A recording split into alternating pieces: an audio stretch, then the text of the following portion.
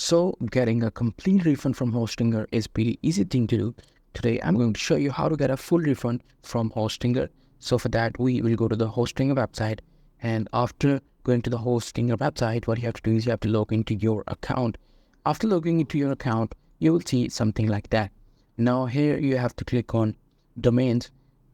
After clicking on domains, it will take you to this page. Now here what you have to do is you have to select your domain which you want to cancel and get a refund for.